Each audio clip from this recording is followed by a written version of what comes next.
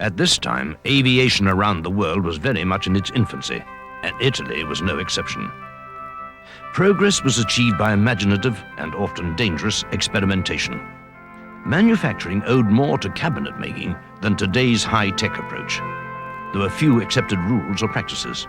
Everything was open to debate. Nevertheless, pioneers were emerging at this time who were to have a far-reaching influence on the development of the airplane in Italy. Pilots such as Savoia.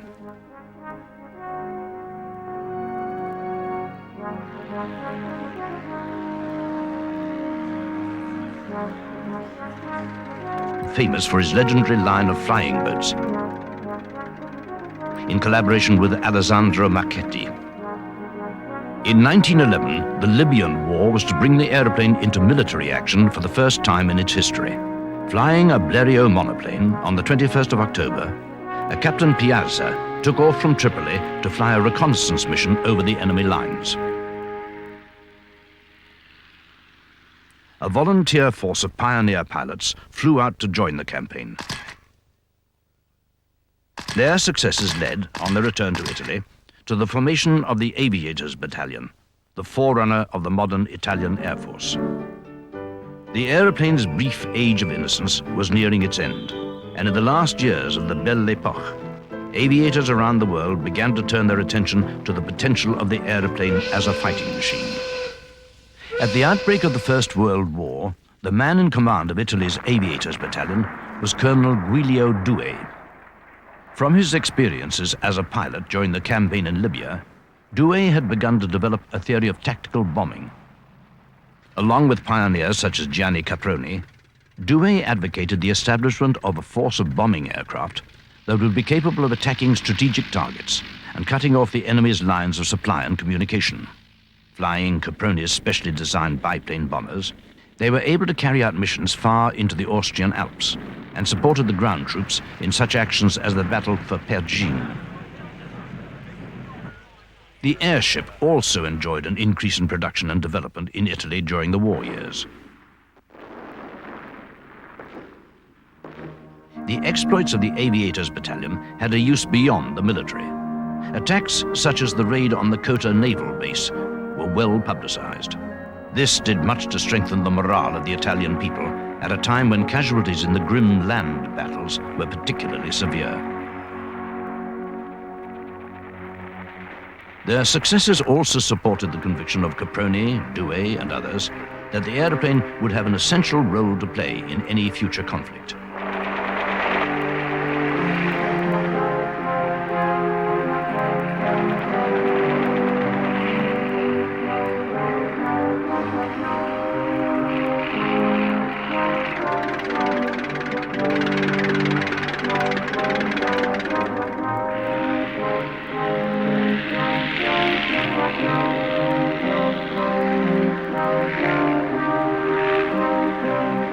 By the time of the armistice, the intensity of wartime aircraft production had led many of the pioneers in Italy to establish themselves as companies.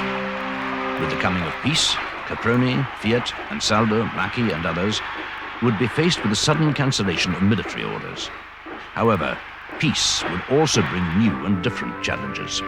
In February of 1919, it was decided to hold an air race from Rome to Tokyo. Several competitors in the race chose to fly the Ansaldo SVA-5, which had been designed during the war years as a fighting machine, but which now found a new peacetime role, pushing back the frontiers of long-distance flight. Flying via staging posts in Iraq, India, Tibet, and China, two of the Ansaldos completed the race, a distance of some 11,250 miles in 109 flying hours. The era of the great air races had begun.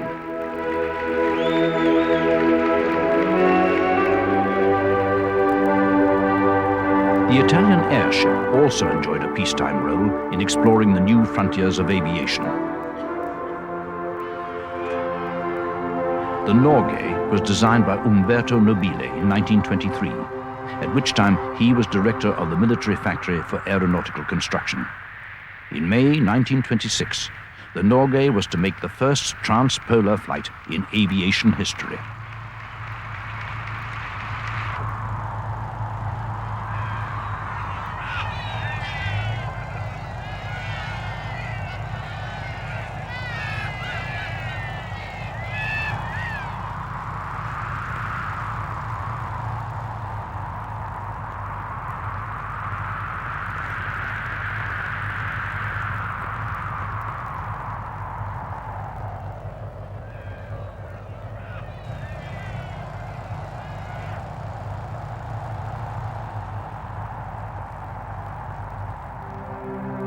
Gianni Caproni's CA-3 biplane and CA-4 triplane bombers had been the mainstay of the revolutionary bombing strategies of the Air Force during the war. Now, Caproni turned his attention to the development of a large-scale passenger aircraft.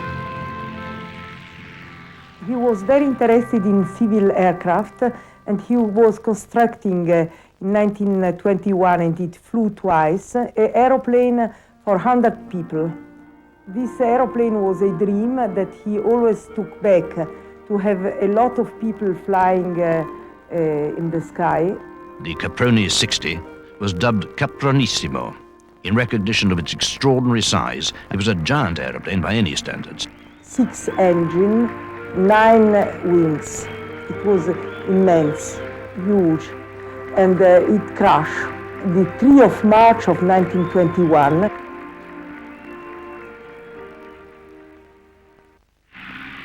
More successful was the Caproni 73 bomber.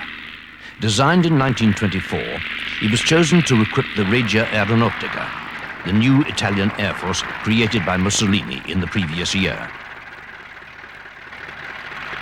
Along with the Ansaldo SVA series, the Caproni bombers would continue to be the mainstay of the Regia Aeronautica for much of the period between the wars.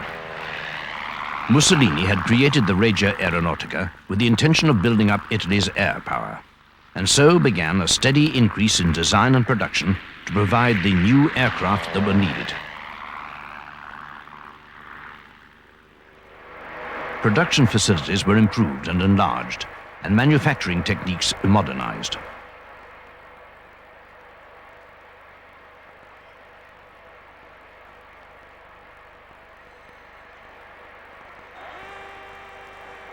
The quality of available aero engines had always been a crucial factor in aircraft performance.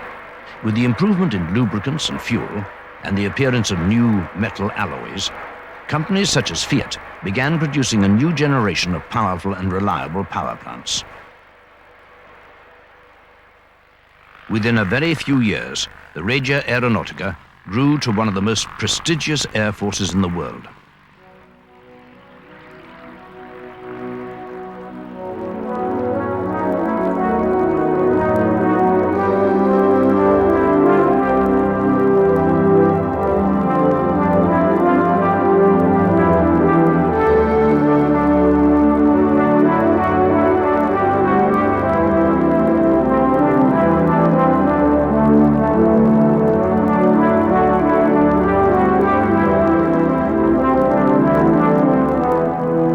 A central research establishment was founded to aid the progress of aviation technology.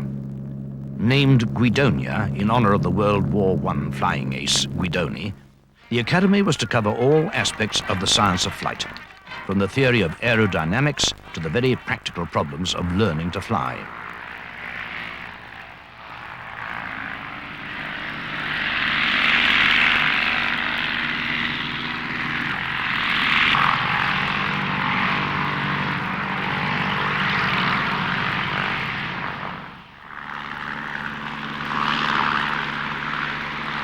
One of the prime movers of this massive reorganization was a man who was to be recognized as a pioneer aviator in his own right. His name, Italo Balbo. As a young officer, Balbo had attracted attention with his innovatory ideas and had risen rapidly to the position of Under-Secretary of State for Aviation by 1928. 2 years later, he was to lead a squadron of Savoia Marchetti flying boats in a long-distance flight to Rio de Janeiro in Brazil, flying in strict formation all the way, the first time such a feat had been attempted. On his return from this adventure, Balbo immediately began planning an even more ambitious expedition. 1933 would be the year of the World's Fair in Chicago. It would also mark the 10th anniversary of the Regia Aeronautica. Balbo planned to lead 2 squadrons of flying boats, 24 aircraft in all, in close formation across the hazardous North Atlantic to visit the World's Fair to mark both occasions. Balbo's skills as an administrator ensured a meticulously planned operation. Mussolini gave his support to the plans, and by the 1st of July 1933, Balbo's air armada was ready to depart.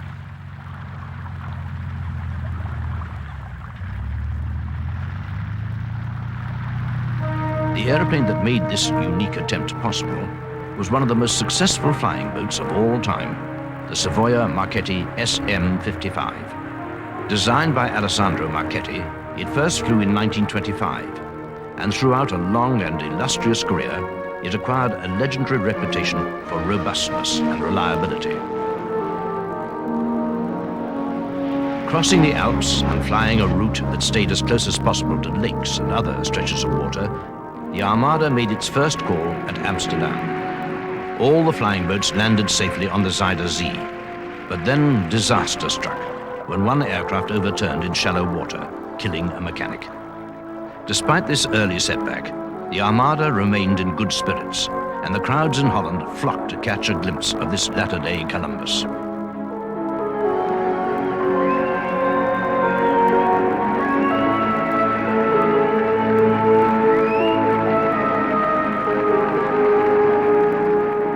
The next port of call was to be Londonderry in Ireland. Here, Balbo was held up by reports of bad weather on the planned next stage of the journey, to Iceland. When the crews finally took off for Reykjavik, they found that weather conditions were little improved. However, they succeeded in reaching their port without loss.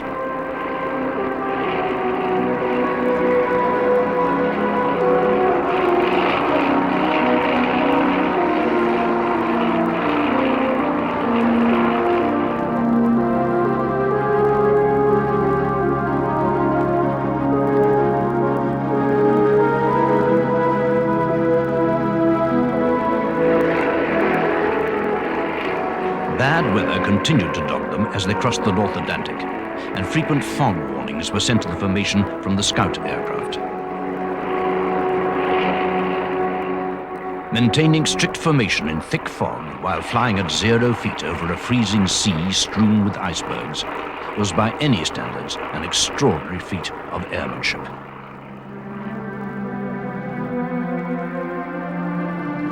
Balbo's persistence was finally rewarded when all 24 aircraft arrived safely over Lake Michigan, flying in impeccable formation, and were escorted to the World Fair by a galaxy of private and military aircraft and ships.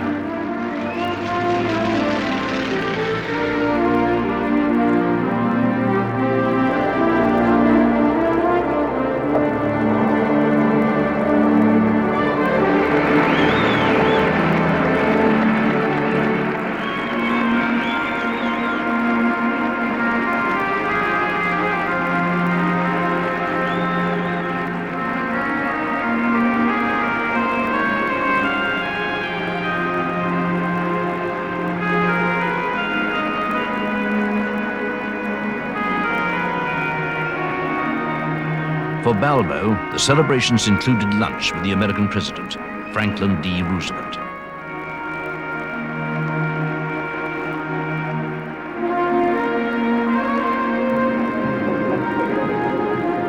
Having been feted in Chicago, the Armada flew on to New York, where the large population of Italians ensured an even more rapturous welcome for the flyers.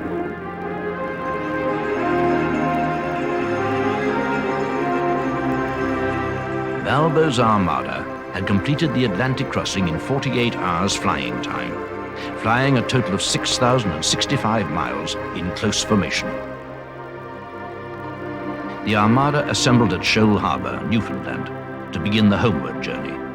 They were once more held up by the Atlantic weather.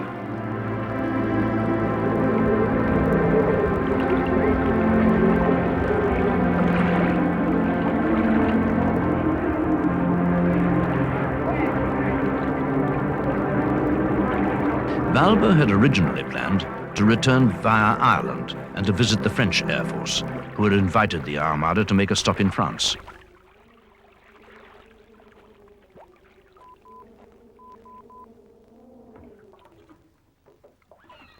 Now, the persistence of the Atlantic storms led him to choose a more southerly route, taking in the Azores. Even so, it was not until the 8th of August that all was ready for the departure.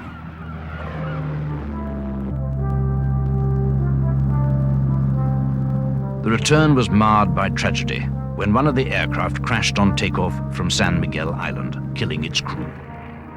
The remainder of the Armada reached Lisbon in Portugal that evening in somber mood.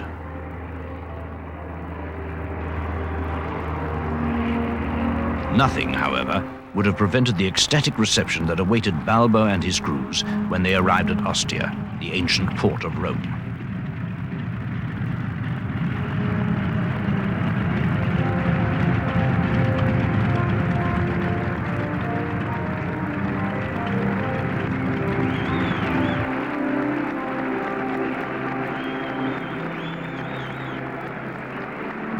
Balbo, as ambassador of the 10-year-old Regia Aeronautica, had led the Air Armada in a feat of flying which few other air forces in the world at that time could have accomplished.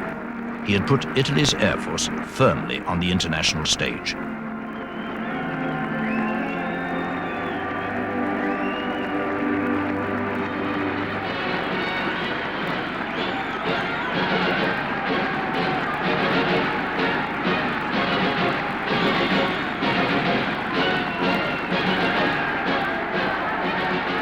After a triumphal march through the streets of Rome, Balbo was made the first Marshal of the Italian Air Force.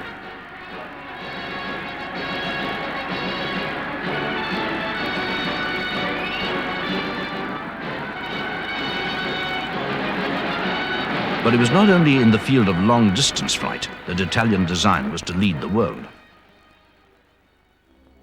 The Schneider Trophy, symbol of a rivalry between Italian, British and American designers that produced some of the most outstanding aeroplanes ever flown. Initiated by Jacques Schneider in 1913, the Schneider Trophy would be awarded to the winner in an annual contest open to hydroplanes of all nations. In 1919, a series of advanced Italian aircraft were entered.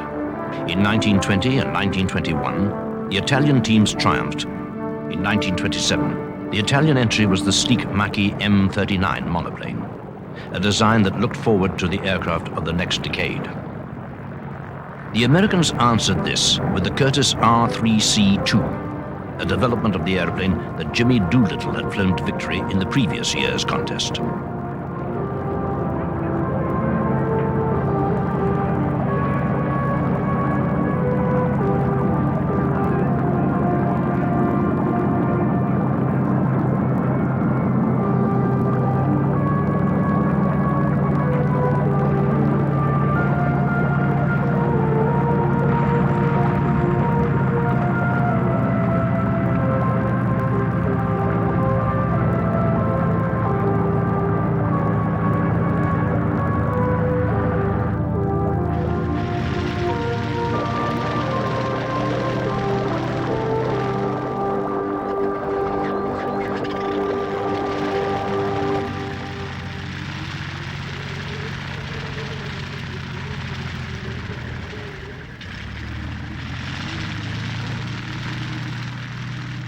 The Italian team had good reason to feel confident in the abilities of the Macchi machines. The three pilots, Mario De Bernardi, the team captain, Arturo Ferrarini, and Adriano Bacula, were flying one of the most advanced aeroplanes in the world.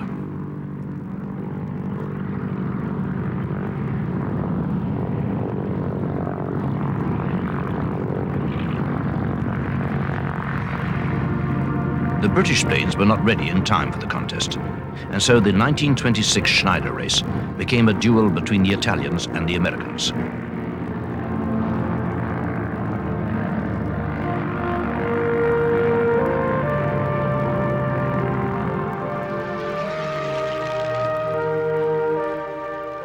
This duel was not without incident.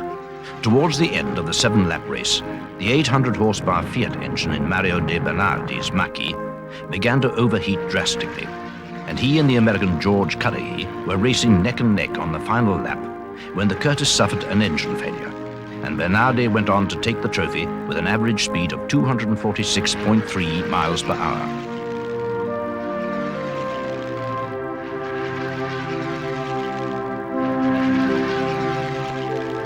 As winners, Italy hosted the next challenge in 1927 at Venice. Macchi's experience with the M39 led to the development of a new challenger, the Macchi M52.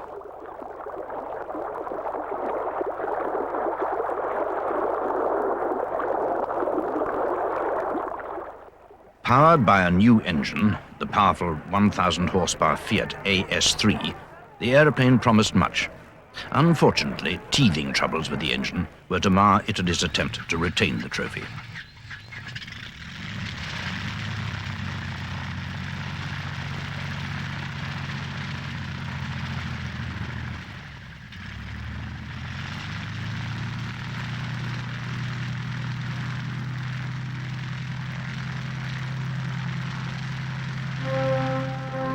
As always, the Schneider competitions attracted observers and aviators from all over the world.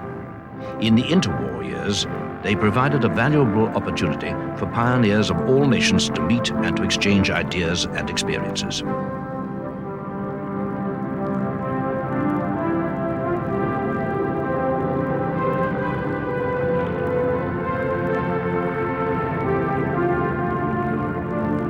The Aero Club d'Italia had redesigned the course this year around a circuit of 27 nautical miles, which allowed the competing aircraft to cross the start line in the air for the first time.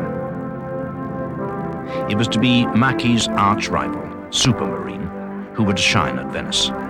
The S5, another in the line of designs by Reginald Mitchell, showed its kinship with the Italian Machi in its sleek lines. Powered by an 875 horsepower Rolls-Royce engine, the S5 completed the course with an average speed of 281.65 miles per hour, a new world record for both land and seaplanes. During the contest, the crowds watched with dismay as the brilliant red Machis were forced to retire one by one with engine problems. However, these problems were quickly corrected, and in November of 1927, Mario de Bernardi demonstrated the Machi 52's potential by flying it to a new world speed record of 299 miles per hour. It was decided to postpone the next challenge for 2 years to allow time for the teams to develop new aircraft. And so it was that the Isle of Wight, in the United Kingdom, hosted the next race in 1929.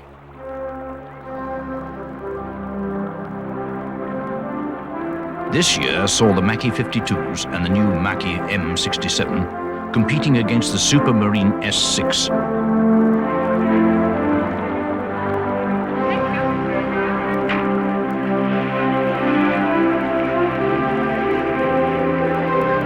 Again, engine problems plagued both teams, and the British planes needed an emergency engine replacement the night before the race.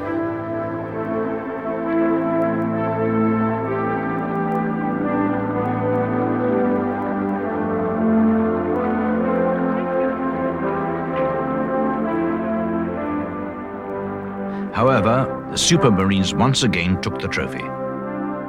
Flying Officer Waghorn completing the course with an average speed of 328 miles per hour.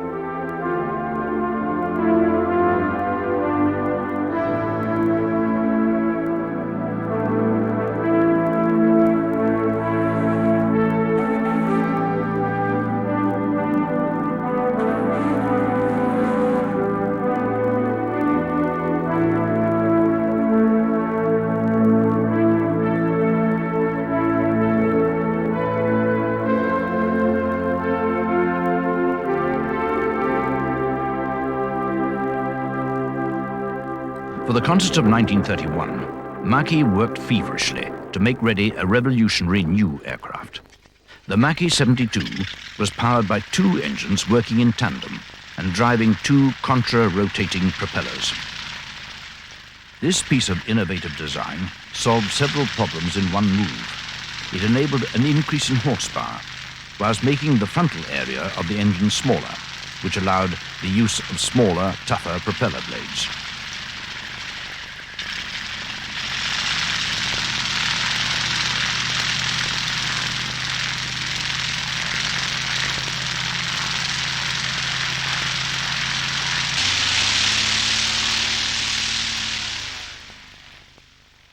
During its trials in Italy, the Machi performed well, but the advanced design brought with it many new problems, and it was soon apparent that this worthy challenger to the S6B of Supermarine would not be ready in time for the race.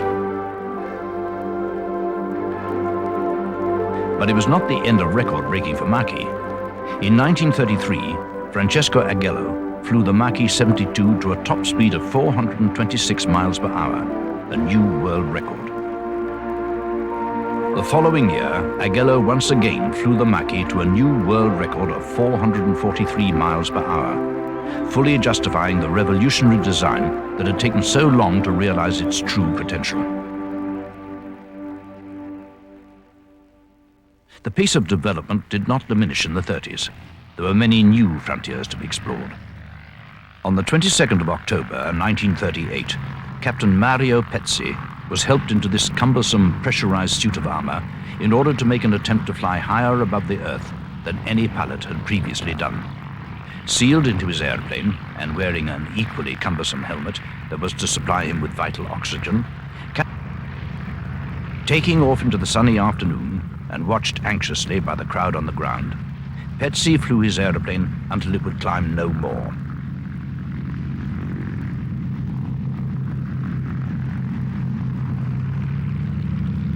Circling ever higher and battling with frozen control lines, he reached a point where the engine could not develop any further power. He turned the aircraft earthward, having reached a record altitude of 56,046 feet.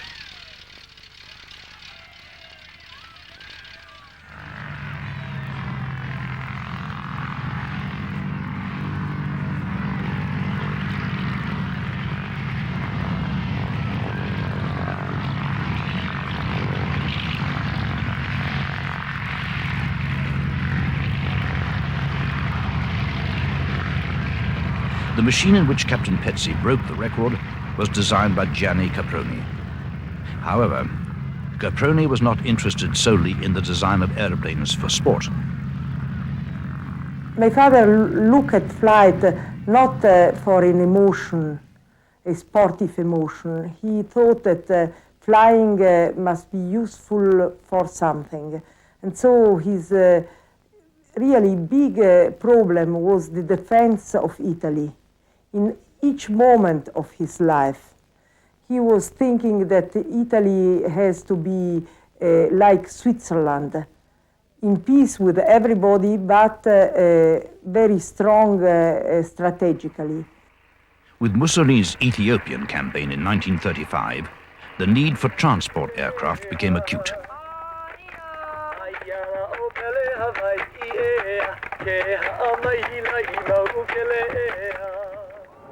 Conducting a campaign in such terrain made the use of road transport impracticable. This Ethiopia war was extremely interesting because it is a logistical way to proceed, and it is the first and unique thing that Italy organized with German ideas. It was to be Caproni aircraft that fulfilled the need for tactical support planes. The Caproni 101 had been designed in 1928 as a passenger or freight carrier. Its strong steel lattice construction made it extremely resilient, and it became the backbone of the Regia Aeronautica supply divisions.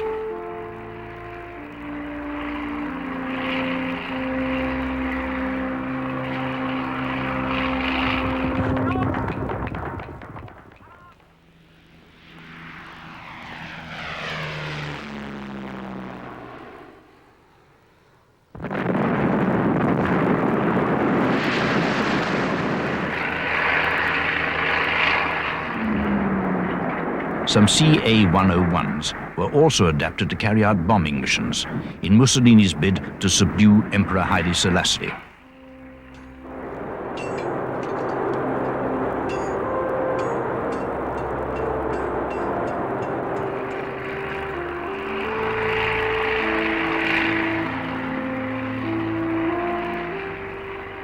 In Ethiopia, the Regia Aeronautica had operated without the threat of an opposing air force to contend with.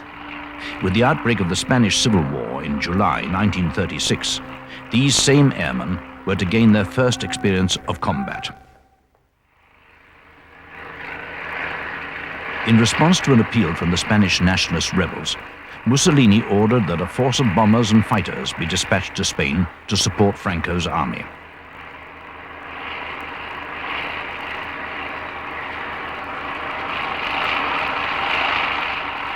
The initial flight of Savoia 81 bombers and Fiat CR-32 fighters had expanded within 6 months to 6 full squadrons.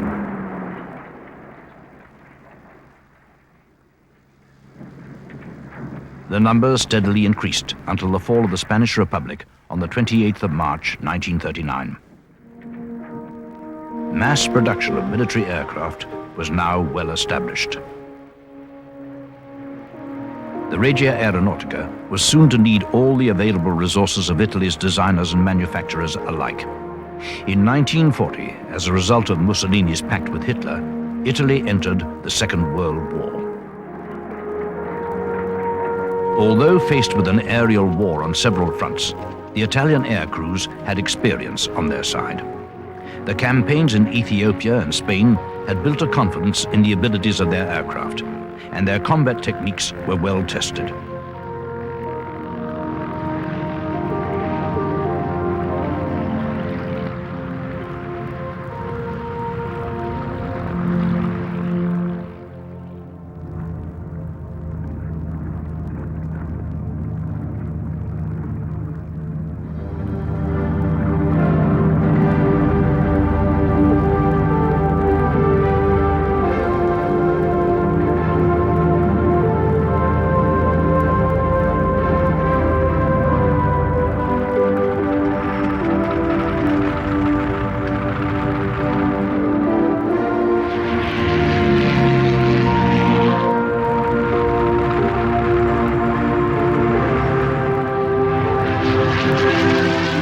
The North African campaign was to bring together two rivals from the pre-war years in a more deadly contest. The Maki 202, descendant of the racing red floatplanes of the Schneider Trophy races. Over the desert sands, it was to meet with the ultimate challenge from the supermarine design board, the Spitfire. The old rivalry was undiminished, but now the contest was to the death. The Makis, always outstanding as racers, proved themselves no less efficient in their role as destroyers.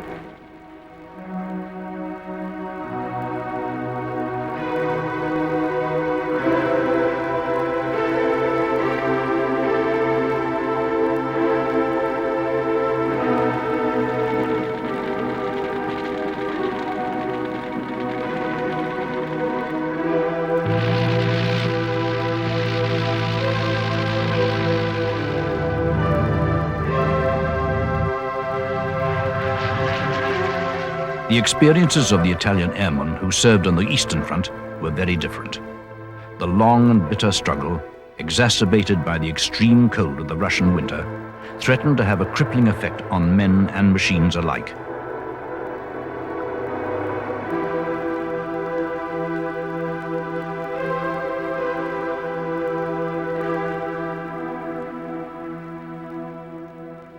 When the freezing conditions abated and it was possible to fly the aircraft, these Maki 200s were capable of outperforming the majority of the opposition that they met in the Russian skies.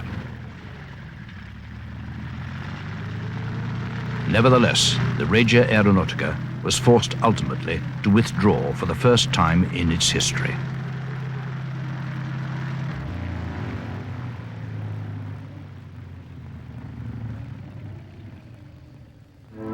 Following the armistice with the Allies in September 1943, the few units of the Air Force that continued to fly alongside the German Luftwaffe found themselves increasingly short of essential supplies. The German squadron steadily withdrew northward, and the acute shortage of fuel and spares eventually made any further operations impossible.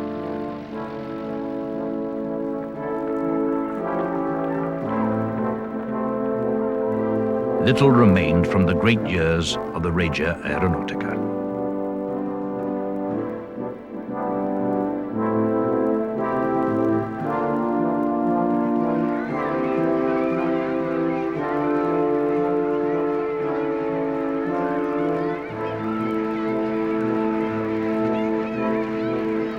The challenge of rebuilding Italy in the aftermath of the war was a formidable one. No less formidable was the prospect faced by the aviation industry at this time. The future was uncertain for the designers of Italy. as the world moved into the jet age.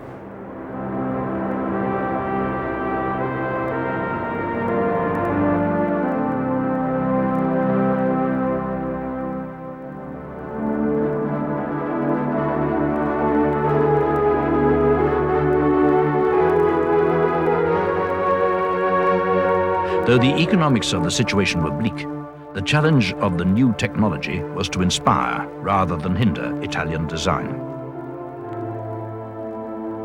Gianni Caproni had been responsible for Italy's first experiment in jet propulsion in 1940. Together with Secondo Campini, he had developed the Campini-Caproni N1, an all-metal monoplane powered by a ducted fan jet engine. Despite the success of the first flight and subsequent trials, the Air Force showed little interest at the time in developing the aeroplane further. So it was the skies of Italy in the late 1940s and the early 50s were dominated by jet aircraft of American design, such as the Republic F-84 Thunderjet. Supplied initially by the Americans under the terms of the post-war Mutual Defense Assistance Program, aircraft like the F-84 and its successor, the F-86 Super Sabre, were subsequently built in Italy under license by the Fiat company, who gained very valuable experience in the process.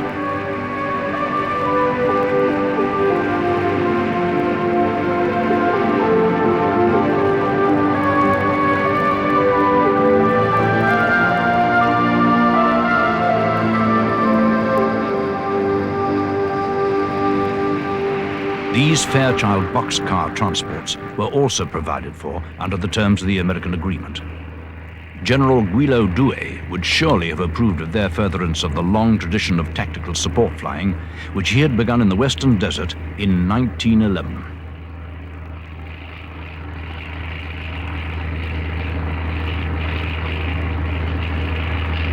While the Air Force was dominated by aircraft that had been conceived in Britain and the United States, designers at Fiat in Turin were working to develop a new jet aircraft in the Italian mode. The Fiat G91 had been prompted by a NATO requirement for a compact jet interceptor that could be produced in large numbers to equip the various air forces of the alliance. The career of this airplane was to be long and distinguished. Several versions are still in service today.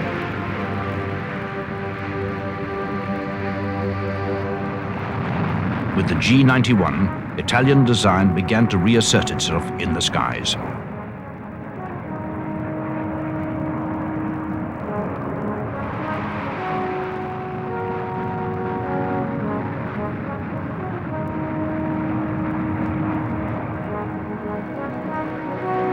The intended mass purchase of the G91 did not take place, due to NATO decisions in the 1960s, which led to the Lockheed F-104 Starfighter being chosen by virtually every NATO air force.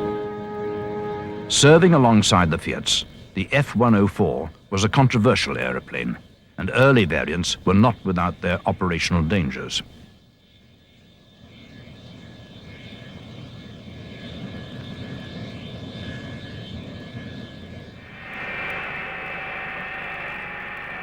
The aircraft that provided the basic training for the pilots of these frontline units of the Air Force was the Macchi 326.